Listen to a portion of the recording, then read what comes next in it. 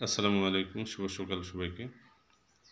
বাংলাদেশ প্রাথমিক শিক্ষা অধিদপ্তর কর্তৃক বেসলাইন টুলস ব্যবহার করে শিখন মান অর্জনের লক্ষ্যে আয়োজিত যে কর্মসূচি আমাদের 1 জুলাই থেকে 15 জুলাই 2025 পর্যন্ত আমাদের দিনাজপুর জেলায় এই কার্যক্রমটি চলবে।